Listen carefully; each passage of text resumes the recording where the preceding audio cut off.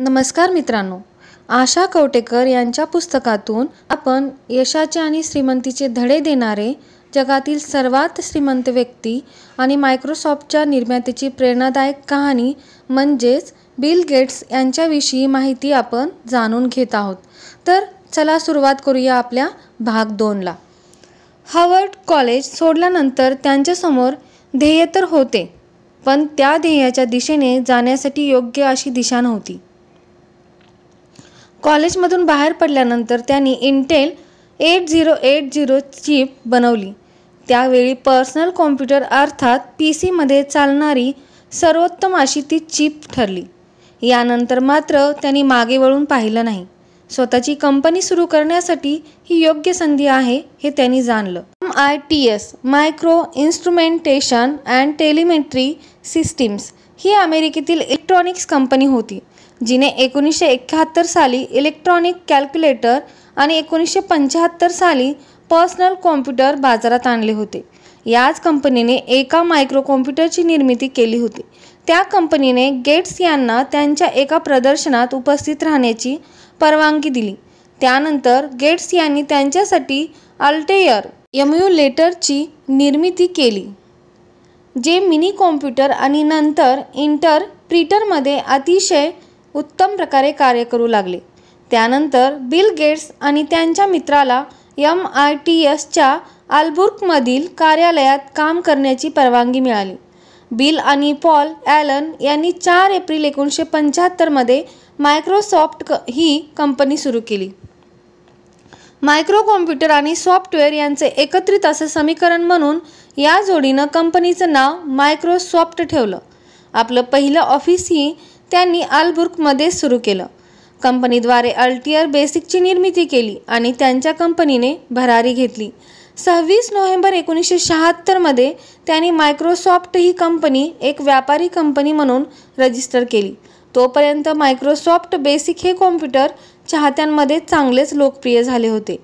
1976 मध्ये Microsoft MITS पासून पूर्णतः वेगळे झाले. मात्र गेट्स आणि ॲलन यांनी मिळून कॉम्प्युटरमध्ये प्रोग्रॅमिंग भाषा सॉफ्टवेअरचं काम सुरूच ठेवलं. त्यानंतर अल्बुर्कमधील आपलं ऑफिस बंद करून त्यांनी ते वॉशिंग्टन येथील बेल्व्यू येथे सुरू केले. या काळात प्रचंड मेहनत, दिवसरात्र काम, एकाग्रता, जिद्द या जोरावर कंपनीची प्रगती केली. त्या काळात गेट्स हे मार्केटिंगचेही काम करत होते, प्रोग्रॅमही लिहित होते आणि इतर कर्मचाऱ्यांनी लिहिलेल्या प्रोग्रामच्या प्रत्येक ओळीचं परीक्षणही स्वतःच करत होते. ते म्हणतात, आपल्याला जे आवडतं त्याबद्दल आपली वचनबद्धता हवी आणि त्यासाठी मोठ्या प्रमाणात महत्त्वाकांक्षा अर्थात पॅशन असायला हवं. आपण जे करतो त्यावर अतिशय मनापासून प्रेम केलं की त्यातील कोणत्याही कामाचा क्षीण आपल्याला येत नाही.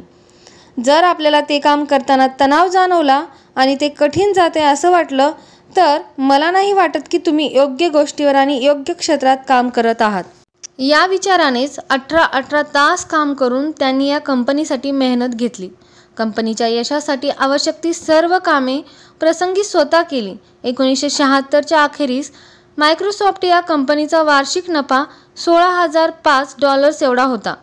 IBM कडून ऑफर. 1 नोव्हेंबर 1978 मध्ये कंपनीचं पहिलं आंतरराष्ट्रीय ऑफिस हे जपानला सुरू करण्यात आलं. त्याच्याच पुढच्या वर्षी अल्बुर्कचं ऑफिस बेल्व्यूला स्थलांतरित करण्यात आलं. याच दरम्यान IBM या कंपनीने जगातील पहिला पर्सनल कॉम्प्युटर अर्थात PC लॉन्च करण्याचा निर्णय घेतला. आतापर्यंत मायक्रोसॉफ्टने प्रोग्रॅमिंगमध्येच चांगलाच जम बसवला होता. IBMने मायक्रोसॉफ्टला ते लॉन्च करत असलेल्या पर्सनल कॉम्प्युटरसाठी ऑपरेटिंग सिस्टीम डेव्हलप करण्याची ऑफर दिली. पण दुर्दैवाने त्यावेळी मायक्रोसॉफ्टकडे OS अर्थात ऑपरेटिंग सिस्टीमसाठी कोणताही ड्राफ्ट नव्हता. त्यामुळे मायक्रोसॉफ्टने डिजिटल रिसर्च या कंपनीकडून ऑपरेटिंग सिस्टीम तयार करून घेण्यास IBMला सुचवले. एक मोठी संधी समोर असूनही आपण ती स्वीकारू शकलो नाही याचं नक्कीच बिल यांना खूप वाईट वाटलं असणार. ही खंत त्यांच्या मनात असणारच. पण एकदा संधी गेली की तिचा पाठलाग सोडून देणारे बिल नव्हतेच. आता शक्य नसलं तरी भविष्यात ही संधी आपणच मिळवायची हे त्यांनी पक्क केलं असणार. कंपनी यशाचे विविध टप्पे गाठत होती. त्यांचा रेव्हेन्यू देखील वाढला होता.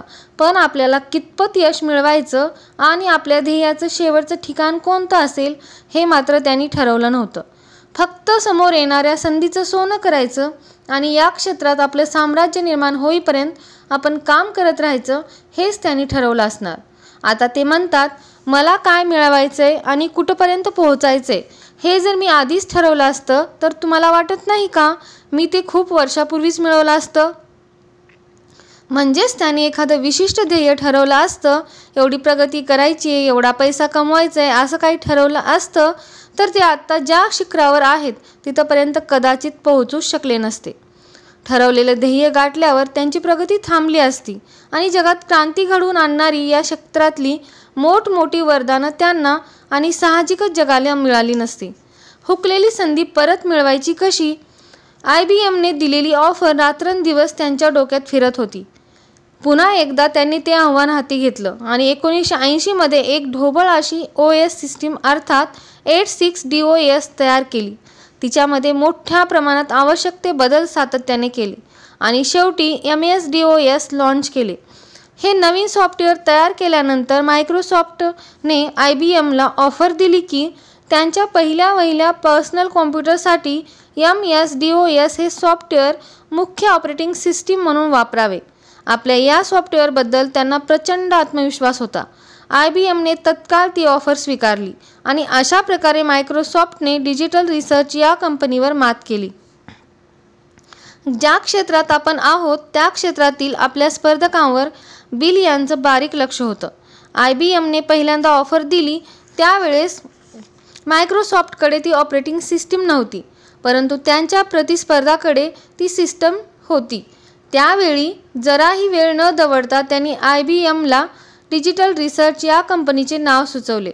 खरं तर ही कंपनी त्यांची स्पर्धक होती, पण IBMची गैरसोय होऊ नये, त्यांचे काम तत्काळ सुरू राहावे यासाठी बिल यांनी डिजिटल रिसर्चचे नाव सुचविले.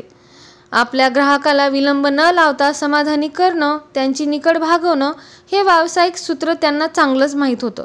एवढंच नव्हे तर आपल्याला देण्यात आलेली ऑफर दुसऱ्या कंपनीकडे शिफ्ट करावी लागली ही परिस्थिती त्यांनी आव्हान म्हणून स्वीकारली आणि वर्षभरातच स्वतःची ऑपरेटिंग सिस्टीम तयार केली. 1980 मध्ये मायक्रोसॉफ्ट आणि IBMने करारावर सह्या केल्या. यावेळी IBMचे जॅक सॅमसंग हे मायक्रोसॉफ्टला भेट देण्यासाठी आले होते. त्यावेळी IBMच्या तुलनेत मायक्रोसॉफ्ट ही अतिशय छोटी कंपनी होती आणि त्यांचा टर्नओव्हरही कमी होता. IBMमध्ये मात्र प्रत्येक सॉफ्टवेअरसाठी सुमारे 10,000 कर्मचारी होते. परंतु PC सुरू होण्यास उशीर व्हायचा तेव्हा PCवर डिस्कनेक्टेड असं लिहिलेलं दिसायचं. ही प्रक्रिया वेगवान करण्याचा प्रयत्न IBM करत होते. एका वेळी एकच लक्ष. IBMचे जॅक सॅमसंग ऑफिसमध्ये आल्यानंतर गेट्स यांना म्हणाले, आपल्याला अनेक गोष्टी करायच्या आहेत. आमची टेक्निकल टीम तुमच्या टेक्निकल टीमला भेटेल, आमची लीगल टीम तुमच्या लीगल टीमला भेटेल, आमच्या विक्री विभागाची टीम तुमच्या विक्री विभागाच्या टीमला भेटेल. म्हणजे एकाच वेळी आपल्याला 4 ते 5 गोष्टी करता येतील. यावेळी बिल यांनी अतिशय सौम्य भाषेत त्यांना सांगितलं, ठीक आहे, आपल्याला या सर्व गोष्टी करायच्या आहेतच, पण मी एका वेळी कदाचित 2च गोष्टीवर काम करेन. एका वेळी 5-5 गोष्टी हाताळणार नाही. यातूनच एका वेळी एकाच गोष्टीवर फोकस करण्याचा त्यांचा गुण दिसून येतो.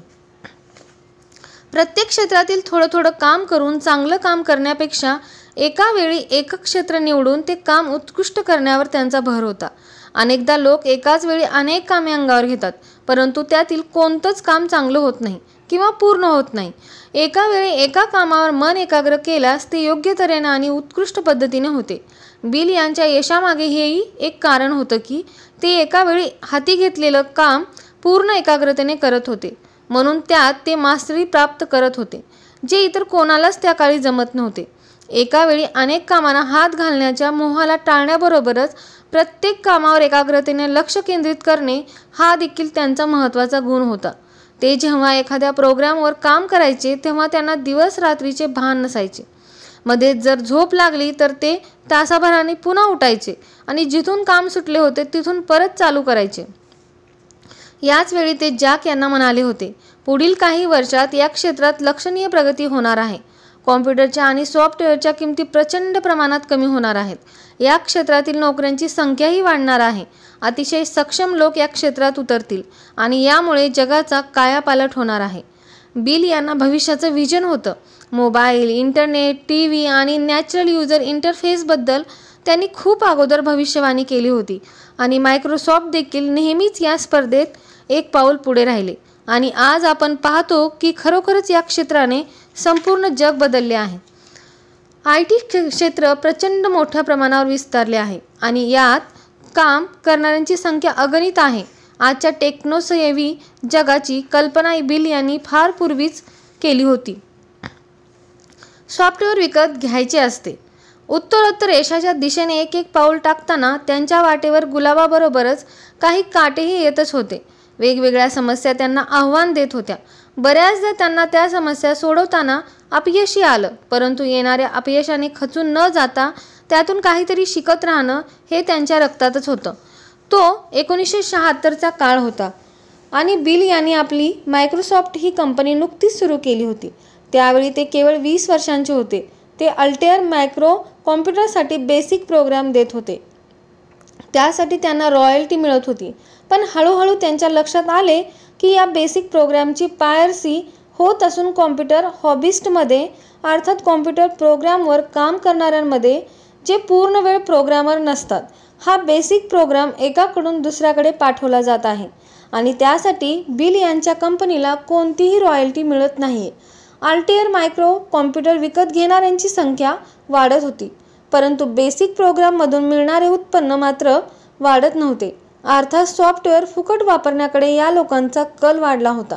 एवढ्या मोठ्या प्रमाणात खर्च करून दिवसरात्र मेहनत करून सॉफ्टवेअर्स तयार केली जात होती आणि ती अशा प्रकारे वापरली जात होती, त्यामुळे मोठ्या प्रमाणात आर्थिक तोटा सहन करावा लागत होता.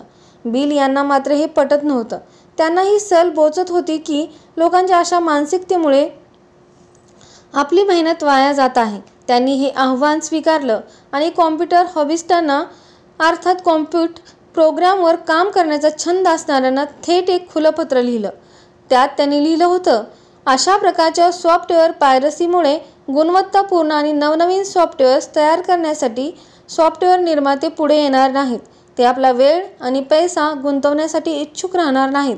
यामुळे चांगले सॉफ्टवेअर्स लिहिण्याला प्रतिबंध घातला जात आहे. तुमच्यातीलच काही लोक सॉफ्टवेअर चोरी करण्याचे कृत्य करत आहेत. हार्डवेअर विकत घेतले जाते पण सॉफ्टवेअर हे शेअर करायचे असते असे त्यांना वाटत आहे. परंतु अशा प्रकारे पायरसी करणाऱ्या हॉबिस्टला क्लबमधून बाहेर काढले पाहिजे. जे कोणी वापरलेल्या सॉफ्टवेअरचे पैसे देऊ इच्छित असतील किंवा मला काही सुचवू इच्छित असतील त्यांचं मी स्वागत करतो. हॉबी मार्केटमध्ये चांगल्या सॉफ्टवेअर्सचा वर्षाव करणे आणि प्रोग्राम्स भाड्याने घेणे यातच मला आनंद आहे. अर्थात हे पत्र अनेकांना आवडले नाही. त्याबद्दल अनेकांनी नाराजी व्यक्त केली, परंतु गेट मात्र यावर ठाम होते. एवढ्या कमी वयात त्यांना मोठी समज निर्माण झाली होती आणि या पत्रातून त्यांचं या क्षेत्रात किती बारीक लक्ष होतं हे दिसून येतच होतं. पण त्याबरोबरच न पटणाऱ्या चुकीच्या गोष्टींवर बेधडकपणे भाष्य करण्याची वृत्ती दिसून येते. सॉफ्टवेअर विकत घ्यायचं असतं हे न पटणाऱ्या लोकांनी ते मोफत शेअर करायला सुरुवात केली. खरी पण बिल यांनी त्यांना पत्र लिहून मोठी समज दिली. केवळ समजच दिली नाही तर जिद्द आणि मेहनतीच्या जोरावर सॉफ्टवेअर विकणारी कंपनी ही जगातील सर्वात मोठी कंपनी ठरू शकते हे देखील दाखवून दिले. सॉफ्टवेअर विकत घ्यायचे असते हे जगाला पटवून दिले. Bill and Windows everywhere. IBMशी करार झाल्यानंतर मायक्रोसॉफ्ट ही कंपनी मोठ्या प्रमाणात नावारूपाला येऊ लागली.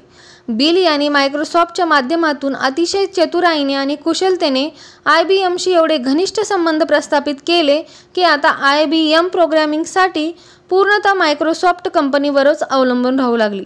IBM कम्फर्टेबल PCचे तसेच क्लोनचे निर्माते त्यांच्या बेसिक प्रोग्रामसाठी मायक्रोसॉफ्टकडे वळले. मायक्रोसॉफ्टची प्रगती वाखाणण्याजोगी होती.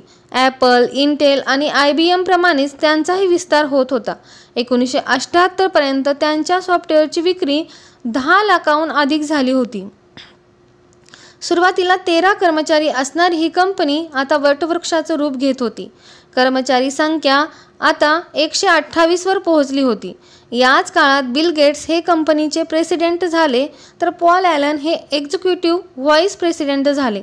ॲपल II, कोमोडोर 64 आणि IBMसाठी मायक्रोसॉफ्ट बेसिक हेच मुख्य सॉफ्टवेअर होतं. विंडोजचा जन्म. मायक्रोसॉफ्ट आणि ॲपल हे प्रतिस्पर्धी असले तरीही त्या दोन्हींचे संस्थापक अर्थात बिल गेट्स आणि स्टीव्ह जॉब्स हे एकमेकांच्या नवकल्पना विकसित करण्यासाठी एकमेकांना मदत करत होते. स्टीव्ह जॉब्स यांनी 1981 मध्ये मॅकिंटॉशचे सॉफ्टवेअर तयार करण्यासाठी बिल गेट्स यांना आमंत्रित केलं. तिथेच बिल यांना माऊस कंट्रोल ग्राफिक इंटरफेसची संकल्पना मिळाली. बिल यांचे MS-DOS हे कीबोर्डवर आधारित होते, परंतु ॲपलचे मॅकिंटॉश मात्र माऊसने कंट्रोल केले जात होते. गेट्स यांनी संधी ओळखली. मायक्रोसॉफ्टने ही संधी घेतली नाही तर भविष्यात तिला मोठ्या स्पर्धेला सामोरं जावं लागेल हे त्यांनी जाणलं.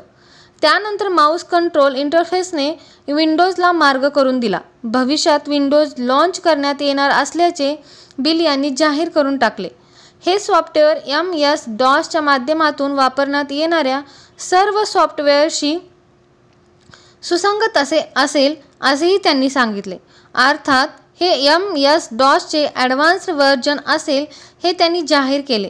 त्यावेळी 30% PC मार्केट मायक्रोसॉफ्टने व्यापले होते. अद्याप मायक्रोसॉफ्टकडे विंडोजसाठी कोणताही प्रोग्राम नव्हता. मात्र मार्केटचे या घोषणेकडे लक्ष वेधले गेले.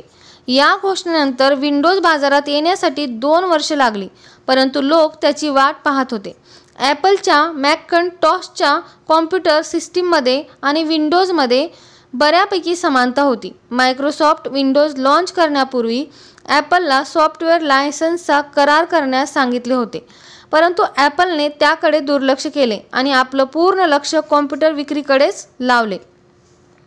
उलट ॲपलने त्यांना कोर्टात जाण्याची धमकी दिली, परंतु ही न्यायालयीन केस मायक्रोसॉफ्टने जिंकली आणि शेवटी 20 नोव्हेंबर 1985 साली विंडोज 1.01 लॉन्च करण्यात आले.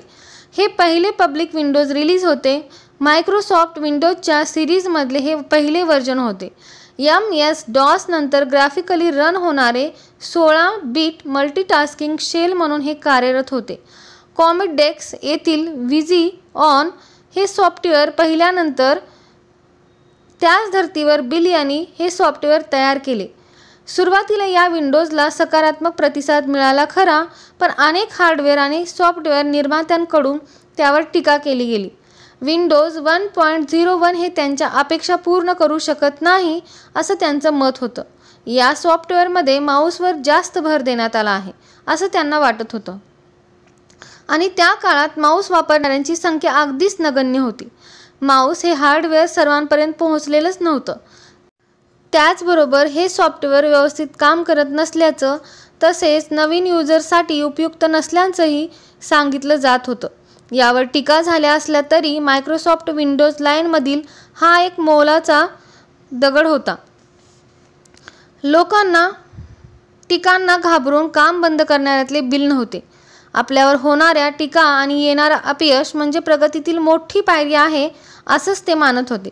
ते म्हणतात, तुमच्या असंतुष्ट ग्राहकाकडूनच तुम्हाला सर्वात जास्त शिकायला मिळतं. जर तुम्हाला बिझनेसमध्ये यशस्वी व्हायचं असेल तर तुमच्या ग्राहकांचं म्हणणं ऐकून घ्या, त्यांना महत्त्व द्या, त्यावर कार्य करा आणि सुधारणा करा. बिल गेट्स स्वतःलाच म्हणतात, एका रात्रीत काहीच घडत नाही. याच विचाराने त्यांची चिकाटी काम करत होती. आपल्या विंडोज 1.01 मध्ये झालेल्या चुका, वापरताना येणाऱ्या समस्या दूर करत करत त्यांनी मे 1986 मध्ये विंडोज 1.02 हे सॉफ्टवेअर रिलीज केले. हे मात्र इंटरनॅशनल अर्थात आंतरराष्ट्रीय लॉन्चिंग होते. पुढील 2च महिन्यात म्हणजे ऑगस्ट 1986 मध्ये विंडोज 1.03 व्हर्जन रिलीज केले, जे इंटरनॅशनल तर होतेच, त्याचबरोबर युरोपियन कीबोर्डच्या ड्रायव्हर्ससाठी, अतिरिक्त स्क्रीनसाठी आणि प्रिंटर ड्रायव्हर्ससाठी ते सुसंगत असेही होते. एप्रिल 1987 मध्ये IBM PS2 ला सपोर्ट करणारे विंडोज 1.04 व्हर्जन रिलीज झाले. गेट्स यांचा स्पर्धात्मक दृष्टिकोन पाहून IBMनेही त्यांच्याबरोबरचा करार संपुष्टात आणला.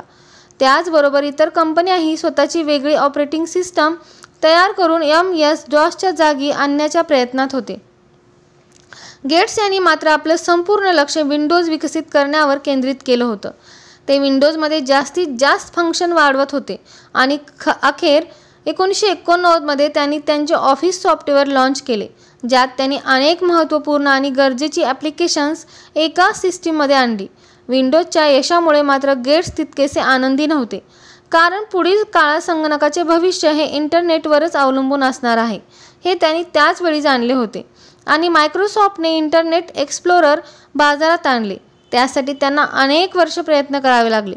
एवढंच नाही तर मायक्रोसॉफ्टने इंटरनेटशी आणि वेबशी संबंधित इतर अनेक उत्पादनेही बाजारात आणली आणि त्यातून गेट्स यांनी दाखवून दिले की काळाला अनुकूल असे बदल करणं एवढंच नाही, तर बदलाचा अग्रदूत होणं हे मायक्रोसॉफ्टच्या DNM मध्येच आहे. 90च्या दशकात FTC आणि न्याय विभागाने मायक्रोसॉफ्टच्या मार्केटिंग पद्धती तपासण्यास सुरुवात केली. मायक्रोसॉफ्ट हे कॉम्प्युटर तयार करणाऱ्या कंपन्यांना विंडोज ऑपरेटिंग सिस्टीमबरोबर मायक्रोसॉफ्ट एक्सप्लोरर विकण्याची सक्ती करत असल्याचा ठपका त्यांच्यावर ठेवण्यात आला आणि त्यासाठी त्यांना दंडही द्यावा लागला. त्याच काळात सॉफ्टवेअर डेव्हलपमेंट आणि ऑपरेटिंग सिस्टम विभाग यांच्यामध्येही तणाव निर्माण झाला होता. मायक्रोसॉफ्टने FTC बरोबर याबाबतीत समझोता केला आणि पायरसी हा इनोव्हेशनमधील मोठा धोका आहे या त्यांच्या विश्वासाला प्रोत्साहन दिले. अनेक कायदेशीर अडचणी येऊनही बिल यांनी कंपनीचा विस्तार आणि विकास सुरूच ठेवला. विंडोजच्या व्हर्जनमध्ये सातत्याने बदल केले. त्याच्या PCमध्ये होणारा उपयोग आणि युजर फ्रेंडली असे सॉफ्टवेअर लोकांच्या उत्तरोत्तर पसंतीस उतरत होते आणि वरचेवर ॲडव्हान्स असे लॉन्चिंग होत होते. विंडोज 3.0 22 मे 1990 मध्ये मायक्रोसॉफ्टने विंडोज 3.0 लॉन्च केले आणि आश्चर्याची गोष्ट म्हणजे 2च आठवड्यात त्यांच्या 1,00,000 प्रती विकल्या गेल्या. विंडोजने OS/2च्या तुलनेत कंपनीचा रेव्हेन्यू मोठ्या प्रमाणात वाढवला. विंडोजची लोकप्रियता वाढत गेली आणि OS/2ची असणारी भागीदारी लवकरच संपुष्टात येणार असल्याचे बिल यांनी जाहीर केले. विंडोजला मिळणारा प्रतिसाद आणि OS/2ची कमी होत असलेली लोकप्रियता यामुळे विंडोज हे लोकांच्या पसंतीचे PC प्लॅटफॉर्म बनले. 1991 मध्ये मायक्रोसॉफ्टमध्ये मायक्रोसॉफ्ट रिसर्च या संस्थेची स्थापना करण्यात आली आणि कॉम्प्युटर सायन्सचे विषय आणि मायक्रोसॉफ्ट व्हिज्युअल बेसिकचे काम तिथे सुरू झाले. वेगवेगळ्या कंपन्यांसाठी आणि वैयक्तिक लोकांसाठी लोकप्रिय असलेले उत्पादन विकसित होऊ लागले. त्यानंतर 1992 मध्ये विंडोज 3.1, 1993 मध्ये Windows for work group 3.11, March 1995 मध्ये मायक्रोसॉफ्ट बॉब, 1995 मध्ये विंडोज 95 आणि ऑनलाईन सर्व्हिस MSN, 1998 मध्ये विंडोज 98, 2000 साली विंडोज 2001 साली बिझनेस आणि होम प्रॉडक्ट या दोन्हीसाठी एकत्र अशी विंडोज XP आणि ऑफिस XP, 2002 मध्ये NET आणि मायक्रोसॉफ्ट व्हिज्युअल स्टुडिओ, 2003 मध्ये विंडोज सर्व्हर, 2003-04 मध्ये Windows XP media centre edition, 2005 मध्ये MSN सर्च सर्व्हिस, 2006 मध्ये मायक्रोसॉफ्ट ॲड सेंटर, 2007 मध्ये विंडोज विस्टा आणि मायक्रोसॉफ्ट ऑफिस, 2008 मध्ये विंडोज सर्व्हर, 2008 आणि व्हिज्युअल स्टुडिओ 2008, 2009 मध्ये विंडोज 7, 2012 मध्ये विंडोज फोन 8 आणि विंडोज 8, 2014 मध्ये मायक्रोसॉफ्ट सर्फेस हब, 2016 मध्ये विंडोज सर्व्हर 16 असे वरचेवर लॉन्चिंग सुरूच होते आणि यातून मिळणारा नफा वाढतच होता. यातील अनेक सॉफ्टवेअर्सनी काही आठवड्यातच अब्जावधीचा व्यवसाय केला आणि त्याच्या लाखो प्रती विकल्या गेल्या. आर्थिक क्षेत्रातील बादशहा यातूनच 1986 साली ते आर्थिक क्षेत्रातील बादशहा बनले आणि फोर्ब्सच्या श्रीमंत लोकांच्या यादीत आले. त्यावेळी त्यांची संपत्ती $315 दशलक्ष होती. या कंपनीचे शेअर्स वाढत राहिले आणि ते गगनाला भिडले. अगदी पुढच्याच वर्षी म्हणजे 1987 साली ते बिलियनियर बनले आणि त्यांच्या स्टॉकची किंमत 6 पटीने वाढली. त्या वर्षी त्यांची एकूण संपत्ती $1.25 अब्ज होती. अगदी लहान वयात ठरवलेले वयाच्या 30व्या वर्षी मिलेनियर होण्याचे स्वप्न त्यांनी केव्हाच पूर्ण केले होते. वयाच्या 31व्या वर्षी बिलियनियर होऊन या क्षेत्रातील वर्चस्व त्यांनी दाखवून दिले होते. त्यावेळी ते म्हणाले होते, मला रिटायर्ड होण्याची अजिबात इच्छा नाही. मला चाकाला बांधलं गेलंय जे फिरतच राहणार, अर्थात माझं कार्य चालूच राहणार. 1990 मध्ये त्यांची एकूण संपत्ती $2.5 अब्ज झाली. मायक्रोसॉफ्टने त्यावेळी विंडोज 3.0 व्हर्जन रिलीज केले होते. हा एक मोठा धमाका होता. याच्या सुमारे 2 दशलक्ष प्रतिवर्ष अखेरीपर्यंत विकल्या गेल्या आणि मायक्रोसॉफ्ट ही पहिली पर्सनल कॉम्प्युटर सॉफ्टवेअर कंपनी बनली. तिचा वार्षिक सेल 1 अब्जच्या पुढे होऊ लागला. आपली याबद्दलची स्ट्रॅटेजी सांगताना ते म्हणतात, विंडोज एव्हरीवेअर आणि मागील वर्षापेक्षा त्यांचा सेल दुपटीने वाढला. 1995 मध्ये त्यांची एकूण संपत्ती होती $14.8 अब्ज. 1990 नंतर त्यांची संपत्ती सातत्याने वाढतच होती. त्यांचे शेअर मूल्य वाढतच होते. 1995 मध्ये त्यांनी विंडोज 95 ऑपरेटिंग सिस्टीम बाजारात आणली. पहिल्या 4 दिवसातच त्याच्या 1 दशलक्षहून अधिक कॉपीज विकल्या गेल्या. याच काळात अजून एक मोठं यश म्हणजे त्यांचं पुस्तक द रोड अहेड हे बेस्ट सेलरच्या यादीत टॉपला आले. 29.8 अब्ज ही आहे 1997 मधील त्यांची संपत्ती. आधीच्या वर्षी असणाऱ्या संपत्तीत दुपटीने वाढ. आता जगातील दुसऱ्या श्रीमंत व्यक्तीपेक्षा म्हणजेच वॉरन बफेट यांच्यापेक्षा 19 अब्ज ने ते श्रीमंत होते. आता मात्र ते हे सर्व शांतपणे हाताळत होते. ते त्यावेळी म्हणाले, मी माझी ऑफिसची वेळ आता कमी केली आहे. अनेकदा मी 12 तासांपेक्षा जास्त काम करत नाही. वीकेंडला मी कधीतरीच 8 तासांपेक्षा जास्त काम करतो.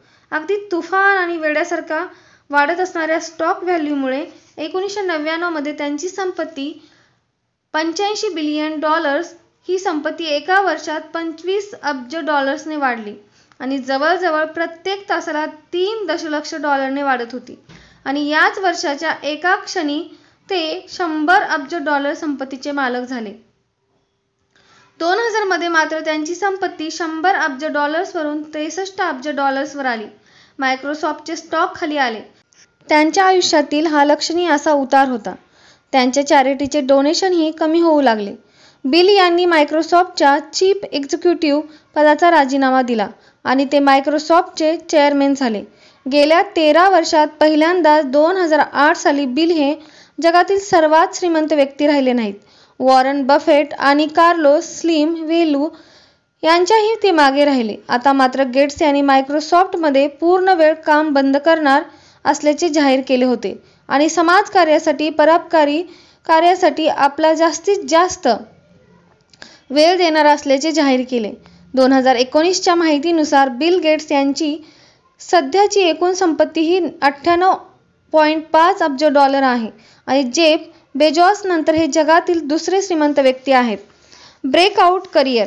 लोकांची मतं ऐकून आणि त्यांचे अंदाज ऐकून करिअरचे घेतलेले निर्णय योग्य ठरतात. परंतु ब्रेकआउट करिअरसाठी जरी संपूर्ण जग आपल्याला चुकीचं समजत असलं तरी सर्वात आधी स्वतःच्या मतांना प्राधान्य द्यायला हवं, असं बिल म्हणतात. कारण एका भाषणात ते म्हणाले होते, जेव्हा मायक्रोसॉफ्ट कंपनी लॉन्च करण्यात आली तेव्हा ती एका वेगळ्या कल्पनेवर आधारित होती. लोकांना ते अजिबात मान्य नव्हतं. तेव्हा बिल यांना पक्कं होतं की हे नवीन तंत्रज्ञान खूपच शक्तिशाली आहे. संगणक आणि सॉफ्टवेअर हे घराघरात पोहोचणार आहे. परंतु लोकांना बिल चुकीचे वाटत होते. तरीही बिल यांनी कंपनी सुरू केली आणि इतिहास घडविला. आजही अनेकांचा प्रवाहाबरोबर पोहण्याला विरोध असतो. साचेबद्ध आयुष्य जगण्याची त्यांना सवयच लागलेली असते. आपल्या मुलांनी डॉक्टर, इंजिनियर व्हावं, सेटल व्हावं असंच अनेक पालकांना वाटतं. करिअरच्या नवा वाटा स्वीकारताना ते घाबरतात. परंतु ब्रेकआउट करिअरसाठी सर्वात अगोदर ही भीती नष्ट होणं आवश्यक आहे. वेगवेगळ्या संकल्पना प्रत्यक्षात उतरवण्यासाठी स्टार्टअप करणं आवश्यक आहे. यासाठी स्वतःच्या मनाला तयार करणं आवश्यक आहे. अंतरात्म्याचा आवाज ऐकून प्रचंड मेहनत करून जग जिंकणाऱ्या अनेक लोकांची उदाहरणे आपण आजूबाजूला पाहतो. बिल यांनी जर त्या काळी हे वेगळं करिअर निवडलं नसतं तर आज जग किती मागे असतं याची कल्पना न केलेलीच बरी. योग्य लोकांची निवड हेच यशाचं गमक. एका मुलाखतीत बिल यांना बिझनेसच्या बाबतीत त्यांनी घेतलेल्या उत्कृष्ट निर्णयाबद्दल विचारलं होतं, तेव्हा बिल म्हणाले होते, लोक योग्य निवडणे आणि त्यांना आपल्याबरोबर काम करायला लावणे हा निर्णय सर्वात महत्त्वाचा असतो. पॉल ॲलन या माझ्या बिझनेस पार्टनरची मी केलेली निवड ही सर्वोत्तम निवड होती. त्यामुळेच मी एवढे यश मिळवू शकलो. ते असंही म्हणतात की स्वतःला प्रमोट करणं गरजेचं आहेच, परंतु त्याचबरोबर जेव्हा शक्य होईल तेव्हा आपल्याबरोबरच्या लोकांना यशाचं श्रेय द्यायला हवं आणि हेच बिझनेसच्या यशामागचं गमक आहे. पॉल ॲलन यांच्याबद्दल बोलताना बिल म्हणतात, पॉल ॲलन याच्याशी केलेली मैत्री हा माझा सर्वात चांगला निर्णय होता. 7वीत असताना माझी आणि पॉलची ओळख झाली आणि माझं आयुष्यच बदललं. पॉलला दूरदृष्टी होती. कॉम्प्युटर हे पुढील काळात संपूर्ण जग बदलणार आहे असं तो म्हणाला होता. आम्हाला पर्सनल कॉम्प्युटरविषयी माहितीही नव्हते. तेव्हा तो म्हणाला होता की कॉम्प्युटर चिप ही प्रचंड शक्तिशाली ठरणार आहे आणि त्यातून नवी इंडस्ट्री उदयास येणार आहे. त्यांच्या या अंतर्दृष्टीनेच आम्ही पुढे अनेक वर्षे एकत्र काम केले. त्याच्याशिवाय मायक्रोसॉफ्ट होऊ शकली नसती. जेव्हा अल्टेरियर 8800 या नवीन कॉम्प्युटरविषयी मॅगझिनमध्ये छापून आले तेव्हा पॉल माझ्याकडे धावत आला आणि मला म्हणाला, हे आपल्याशिवाय घडलेले आहे. त्याच्या त्याच वाक्याने मी कॉलेज सोडण्याचा आणि नवीन कंपनी सुरू करण्याचा निर्णय घेतला, जो मला यशाच्या शिखरावर घेऊन गेला. अवघड विषयी अतिशय सोप्या पद्धतीने समजावून सांगणे, शांत स्वभाव, खेळाची आवड, एक कुशल तंत्रज्ञ आणि परोपकारी असा माणूस होता. आपण कोणाशी मैत्री करतो यावरही आपलं यश अपयश अवलंबून असतं, कारण आपण ज्याच्या सहवासात राहतो त्याचा आपल्यावर मोठा परिणाम होत असतो. बिल यांनी पॉल यांच्याशी केलेली मैत्री त्यांना यश देऊन गेली. पॉल यांच्याबद्दल त्यांच्या मनात आदर होता, मैत्री होती आणि त्यांच्याकडून आपण बऱ्याच गोष्टी शिकलो हे देखील बिल प्रांजळपणे कबूल करतात. पॉल शिवाय मायक्रोसॉफ्ट कंपनी स्थापन झालीच नसती असंही ते म्हणतात. यातूनच यशाचं श्रेय दुसऱ्यांना देण्याची योग्य संगत निवडण्याची क्षमता बिल यांच्यात होती हे दिसून येतं. चुकांमधून शिकणं. मायक्रोसॉफ्टच्या यशाचं श्रेय ते स्वतःच्या आणि टीमच्या ताबडतोब चुका ओळखणं आणि त्या दूर करण्याच्या क्षमतेला देतात. ते म्हणतात, अरे रे, हे काम करत नाही का, तर दुसऱ्या पद्धतीने करून बघू. त्यांच्याही हातून बऱ्याच चुका झाल्या, पण त्यातून शिकून त्या चुका त्यांनी वेळीच सुधारल्या. आपण आजूबाजूला असे अनेक लोक पाहतो जे चुका सहजासहजी मान्य करत नाहीत. उलट एखादी चुकीची गोष्ट घडल्यानंतर त्यात आपली चूक कशी नव्हती हे सिद्ध करण्याच्या मागे ते लागतात. परंतु आपली चूक ओळखून त्यातून धडा घेऊन ती चूक सुधारल्यास जी प्रगती होते ती खूप मोठी असते. एखादी गोष्ट मनासारखी घडली नाही तरी नाराज होणारे अनेक जण असतात, परंतु या पद्धतीने नाही घडली तर पुन्हा दुसऱ्या पद्धतीने करून बघू असा पाठपुरावा करणारे त्यांना हवं ते घडवू शकतात. कोणताही मनुष्य यशस्वी होणार की अपयशी हे त्याच्या प्राधान्यक्रमावर ठरत असतं. बिल यांना प्राथमिकता ठरवण्याची आणि वेळेचं नियोजन करण्याची चांगलीच जाण होती. महत्त्वाच्या गोष्टींना प्राधान्य देणं आणि इतर गोष्टींना नाही म्हणणं हे त्यांना सहज होतं. या जगात अनेक गोष्टी असतात आणि आपण प्रत्येक गोष्टीचा भाग होऊ शकत नाही. म्हणूनच बिल यांना कोणत्या गोष्टीला नाही म्हणायचं हे पक्क माहीत होतं. जर त्यांना एखाद्या मीटिंगमध्ये जाण्याची गरज वाटली नाही तर ते त्याला सहज नाही म्हणायचे. घातक सवयींना बाय बाय. बिल स्वतःमध्ये असणाऱ्या एका चुकीच्या सवयीबद्दल कायम सांगतात. जरी ते यशाचे वेगवेगळे टप्पे गाठत असले तरीही त्यांच्याकडे एक अशी चुकीची सवय होती जी ते मान्य करतात आणि ती सवय घातक आहे असंही सांगतात. ती सवय म्हणजे कोणतंही काम करताना अगदी शेवटपर्यंत विलंब करायचे. अर्थात आळसामुळे ते काम जोपर्यंत घशाशी येत नाही तोपर्यंत ते करायचे नाही, ही त्यांना सवय होती. या सवयीबद्दल ते म्हणतात, मी अनेक गोष्टी अगदी शेवटच्या क्षणी करायचो, त्यामुळे कोणीही माझी प्रशंसा करायची नाही. परंतु लवकरच त्यांना या चुकीची सवयीचे तोटे लक्षात येऊ लागले. मग मात्र त्यांनी या सवयीवर काम करायला सुरुवात केली आणि ही सवय मोडीत काढली. मग मात्र त्यांनी ताबडतोब सुरुवात करा ही सवय विकसित झाली आणि त्यातूनच ते कायम यश मार्गावर राहिले. जगातील एका श्रीमंत आणि मानवतावादी मनुष्याच्या आयुष्यात अनेक स्थित्यंतरे आली. कधी यश तर कधी अपयश आलं, तरीही काम करत राहणं, यशाने हुरळून न जाणं आणि अपयशाने खचून न जाणं, नवनवीन टेक्नॉलॉजीज, सॉफ्टवेअर्स आणि निर्माण करू जगाला महत्त्वपूर्ण अशा टेक्नॉलॉजीकडे घेऊन जाणं हे काम त्यांनी अविरत सुरू ठेवलं. धन्यवाद मित्रांनो. असेच नवनवीन जीवनचरित्र ऐकण्यासाठी चॅनलला लाईक, शेअर आणि सबस्क्राईब करा. तर यापुढील उर्वरित भाग आपण भाग 3 मध्ये पाहणार आहोत. धन्यवाद.